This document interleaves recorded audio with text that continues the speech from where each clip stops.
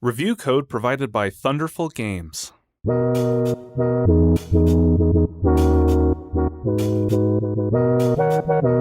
I'm Jared. I'm Marcus. Level with us.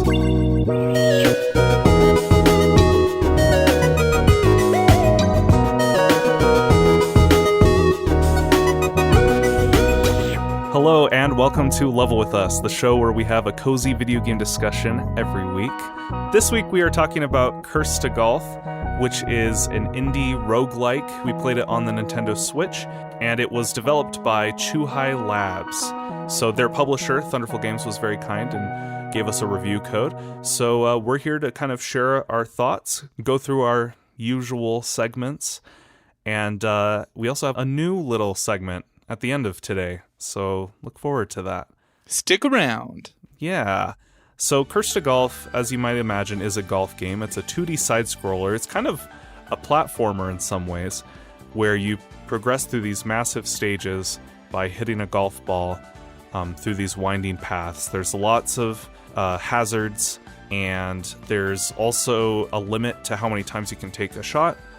There are little power-ups called ace cards that help you, but for the most part, you're on your own and trying to figure out how to get to the end of each course. And the goal of the game is to make it through all 18 holes to get out of Golf Purgatory. We all know it, we all hate it. Yeah, it doesn't need any explanation. When you hear Golf Purgatory, you know exactly what that is. Marcus, I guess the first question I have for you is, how many holes did you actually make it through? How far did I get? Yes. You are alluding to the fact that this is a pretty difficult game in a lot of ways. I got to hole, I want to say 7 or 8, past the first boss, but not to the second boss yet. Okay. But yeah, it feels more like a roguelike than it does like a golf game.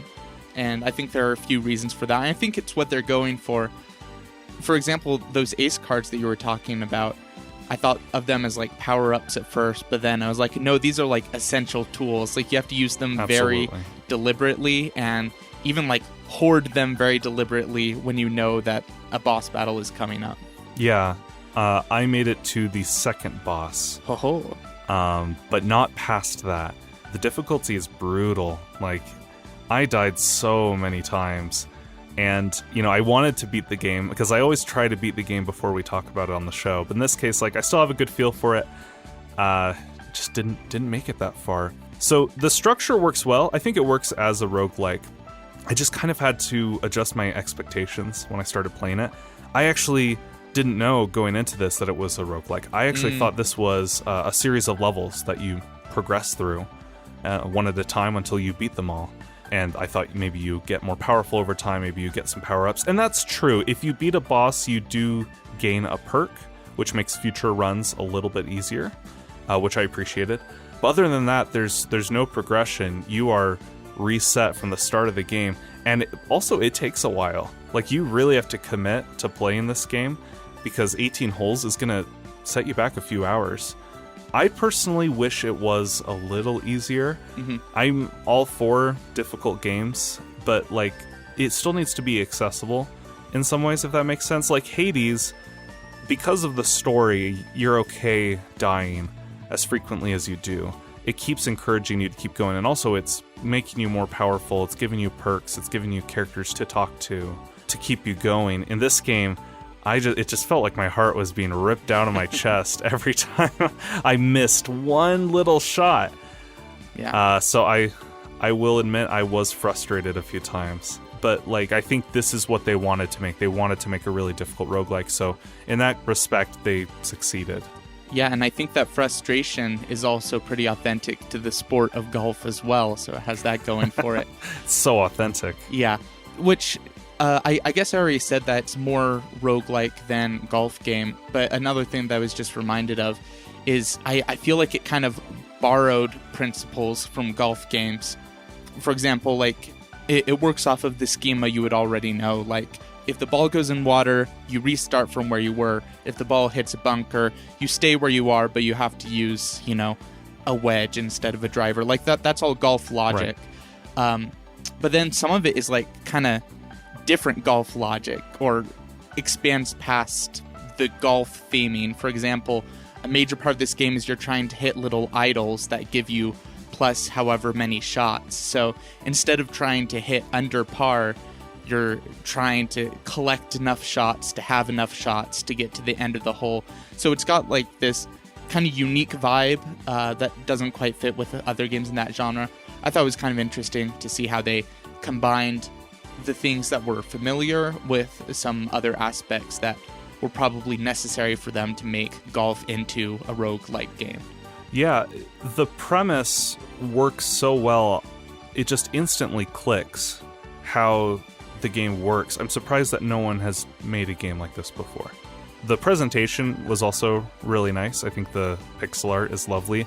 All of the bosses are really well animated. They have some really cool animations. For sure. And also the boss of each area is also the shopkeeper, so you see them frequently as you progress, which I thought was a nice little touch. Yeah, for sure. It gives them more of a character to recognize, kind of like how Hades does the same. You know, you meet characters that are going to be bosses, which kind of forms more of a story connection with those characters. Right. But yeah, should we get into star pieces, or do you have some other general thoughts? I guess one more thing before we move on would just be, I think it's important to note that there were a lot of crashes while we were playing the game.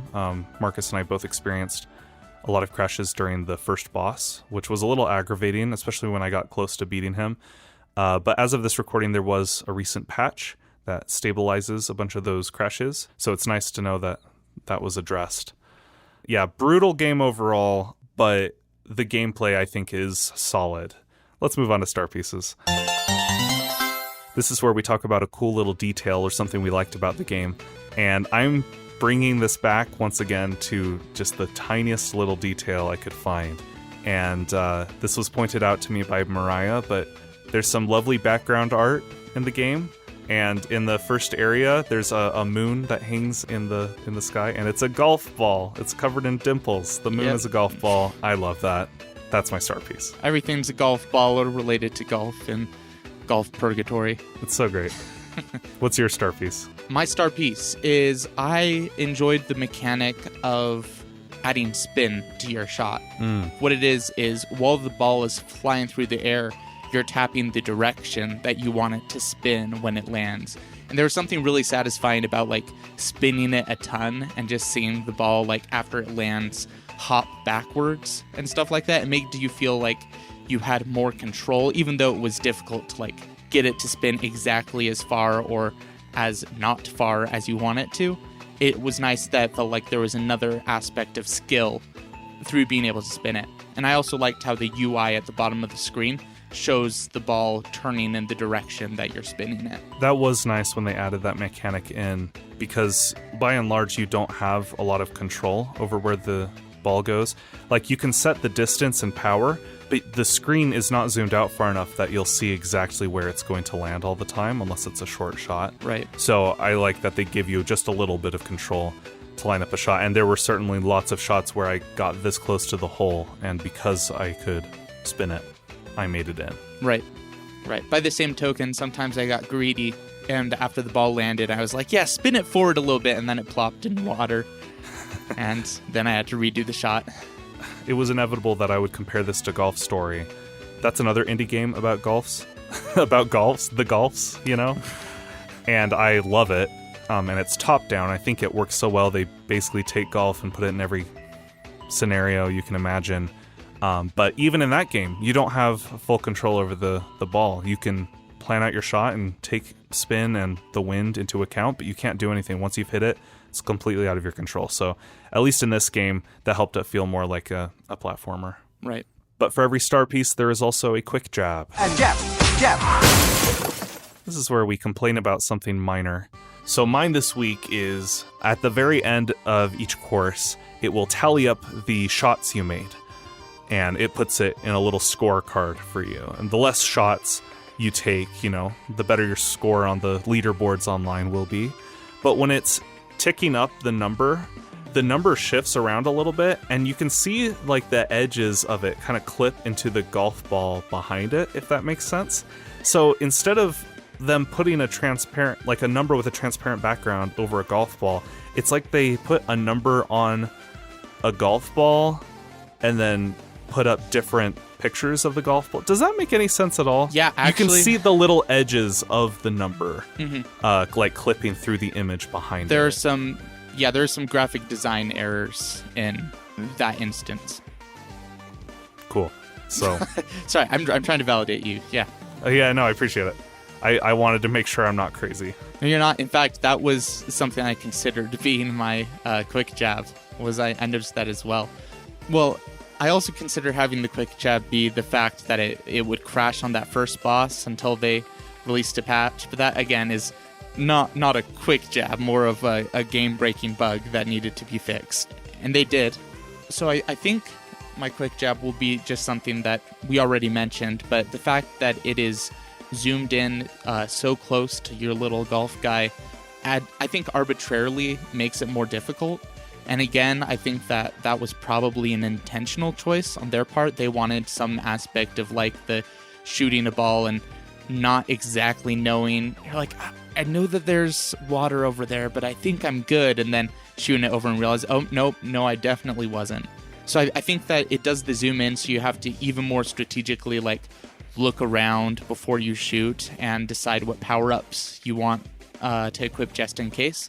But ultimately, it could also be pretty frustrating to think that you were shooting a good shot and then really not. Mm-hmm. I think you're right. I think it was intentional. So turns out most of the things we didn't like about this game were fully intentional by the developers. Yeah. And side note, you said that it was difficult. That was my Sonic quick jab, so I would have been fine if that was your quick jab. So get good, Jared. Yeah, just get good. That's all. Fair. I should have practiced more. I should have put the hours in. I don't know. Spelunky, like, games like that are just not my cup of tea. Like, I just can't. I don't know what it is. I think it's a mindset thing, you know?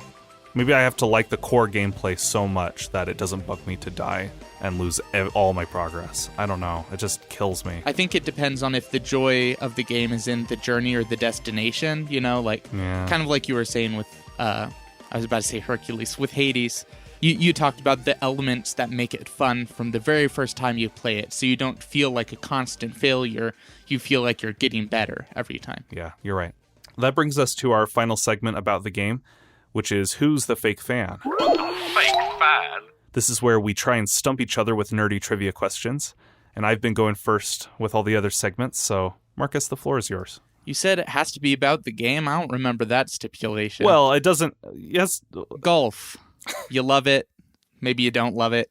There are a lot of interesting terms in golf relating to birds. And you've played a fair share of golf games. I don't think you've ever played actual golf, right, Jared? Just mini putt-putt. That's all. Cool. Well, if you could explain each of these golf terms to me, that would just be wonderful. Oh, no. I only have a couple. Jared, what's a birdie? A birdie is that's like 3 under par. When you finish the course 3 under par, I think. Or is it 2 under par? A birdie is 1 under par. Oh, it's 1 under par. What? Oh, because like eagle is like 3. My next question is, what is an eagle? Is that one 3 under par or is that 2? I think it's 3. You gotta pick one. I'm sorry, it's 2. Oh, it's so dumb. What is an albatross?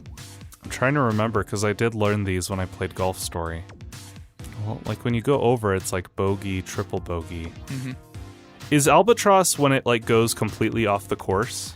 No, albatross is 3 under par or a double eagle. They're both interchangeable. Huh.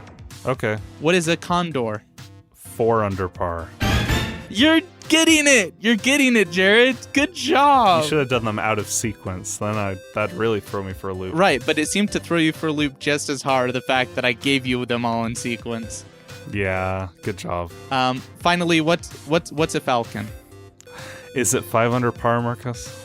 No, Jared, a falcon is a bird of prey and not a golf term. I'm sorry, that was a trick. I'm okay being called a fake fan of golf.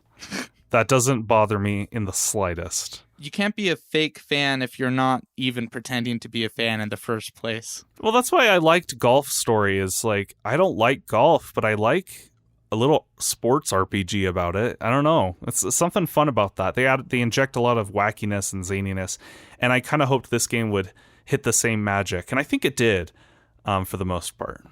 All right, Marcus, my question for you is related to when you go to the different shops. They're called Eternity. They're like little waypoints as you progress through the story. You can buy new ace cards there, and you can also swap outfits. So, Marcus, I want you to name 4 outfits that you can change into. I never changed outfits once. What? Are you serious? For reals, yeah. Did you even look at them? No. What? No, I had a concept that there was something else in the shop besides the cards, but I just never even clicked that button. Oh my gosh. So I'll just go ahead. Do you have a Scottish garb? A little caddy cap? There is one called Scotsman. Okay. I have a backup question that we can switch to. Okay, well, instead of suffering through this, let's do your backup question. It would be fun to like read a bunch of these and then you have to guess if they're real or fake, but I can't come up with them on the fly. That's true. It's kind of fun. There's like one based on banjo and kazooie, and there's one based on ukulele. What? That's awesome. Which is cool. They're just color variants, but sure, they're fun. But no, that's okay. I actually do have a backup question because I like keeping things fair on this show. There are ace cards in this game, many ace cards that you use to assist yourself in the levels. I want you to name 5 ace cards. Okay. +1. I'm not going to do +2 and +3. That feels like cheating. I wouldn't have let you, but good job. U-turn, where you can change the ball's direction mid-flight. Correct. Mini rocket ball, where it goes slow and it can curve easily. Yes, correct. Weight or lead weight. I don't remember what it's called, but lead weight. Lead weight. It doesn't bounce when it hits the ground. Time stop is where you can make it stop where it is and drop directly down. You bested me. Good job. Is there any others you can name? Can you go above my 5? So, name 5. There's like a freeze ball one. There's the opposite of a mini rocket ball. I don't know if it's called a big rocket ball or just rocket ball. There is a practice shot. Yep. Which you can use to hit, I guess, relics and stuff without having it cost against you. Mulligan. There are plus versions of each of the shots as well. I'm sure there are others. Do you remember the one where you shoot 3 balls at once? Oh, yeah. Scatter shot? Yeah. Okay. Cool. Good job. You named every single one I wrote down. So, hooray. Marcus, you get the I am definitely not a fake fan award. That doesn't feel right. It's a trophy that I am handing to you now, and I have to reclaim it next week. Okay. Before we move on to the last segment, I thought it'd be good to wrap up our discussions of these games by talking about who is this game for. So, who would you recommend this game to? We've already, squarely put it in the category of roguelike. So I would say anyone who enjoys those, especially kind of the indie action pixel art kind of roguelikes, like Crypt of the Necrodancer. If you like that, you might, enjoy something like this because it has a lot of variety and replayability. I'd say if you like a good challenge, this game would be good for you. If you like conquering difficult games like Cuphead and the like, check this one out. You can always look up some gameplay for the game as well and see if it strikes your fancy. And if it does, go ahead and check it out. We'll include a link to the eShop in the description. This brings us to our final segment, a new one that I'm going to call Get Rex. Marcus and I spotlight a lot of different indie titles on this show, but there are plenty that we will never get to talk about just because there's so many games out there. So this segment is kind of a dedicated place where our listeners can recommend games to us and the other listeners. And so this week we have a letter from Allison that I will be reading. with some games that she recommends. Quote, "Now, I'm a filthy casual gamer. The number of titles I've played is absurdly small, but I wanted to make a couple recommendations of some puzzle games that I enjoyed. The first is called Superliminal. It's an optical illusion puzzle game that has the vibes of Portal. The second game is called There Is No Game, Wrong Dimension. This one is a more outlandish puzzle game with a humorous narrator like in the Stanley Parable. If you do play this second one, I would recommend playing on a computer. It is a point and click, and I imagine it would be a lot easier to play with a mouse than you do with your finger on a Switch, like I did." First of all, thank you so much, Allison, for your wonderful email. We are aware of both of these games. And Marcus, you've actually played There Is No Game, right? All the way through? Yeah, I played it on iOS, and I really enjoyed it. It's very much a tongue-in-cheek kind of pastiche of a lot of video game tropes. The game literally changes genre throughout it, so it's very subversive, very funny. I would absolutely recommend it to anyone who likes kind of quicker experiences that are funny. That absolutely sounds up my alley. I have played a few minutes of it, and I've played the original Flash game. And anything that changes genres partway through the game instantly makes its way into my heart. I don't know what it is. It's just so fun. Just one little spoiler, not much of a spoiler. At one point, it changes into a pay-to-win game. Oh, that's awesome. So it makes a lot of jokes about it. It turns into an idle game and also a pay-to-win game, which is very funny. That's so great. And as for Superliminal, I have not played it yet, but I definitely want to. It looks mind-numbing, the crazy things you can do with perspective in that game. Right. I think at a certain point, your brain just starts working differently to understand these kind of puzzle games. But I've seen a lot of walkthroughs of this one, and it's just fascinating to try to figure out what exactly is happening as they mess around with the perspective. Crazy stuff. Great recommendations. Thank you so much, Allison. And I'll use this opportunity to recommend another little indie title that I don't think we'll get the chance to talk about on the show. It's called Carto. My wife and I have been playing this one this week, and basically it's a top-down game where you play as a little girl, and as you walk around the map, you can stop, pull out your map, and then rearrange the tiles on the map and rotate them. So basically, you are reconfiguring the topography of the entire area, and they use that mechanic in so many really interesting ways. At first I thought there would be more to the gameplay than that, but it's just rearranging a map, and yet they find so many different ways to make really interesting puzzles out of it. Like sometimes you need to rotate a piece several times on your map in order to get a volcano bubbling, or you need to, they say, oh, it's in the middle of the woods, but you don't really have any forest pieces, so you border forest pieces around an empty block, and then it'll appear in the empty block. There's so many cool little north, south, east, west puzzles and things like that. So I won't spoil it more than that, but yeah, Carto is a lovely little title, and I recommend you check it out. Well, thank you so much for joining us, everyone. We had a lot of fun, and we are looking forward to talking about more wonderful, excellent, amazing, brutally difficult games next episode. So until then, I'm Jared. I'm Marcus. And we'll level with you then.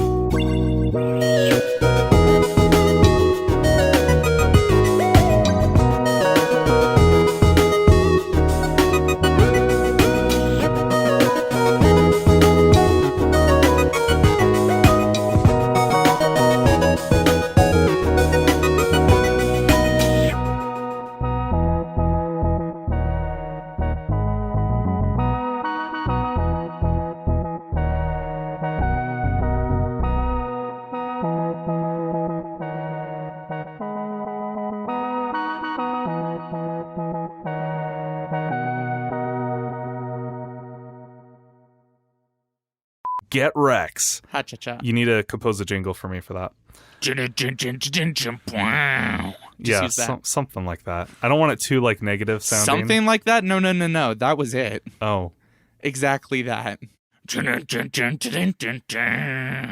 You're gonna commit.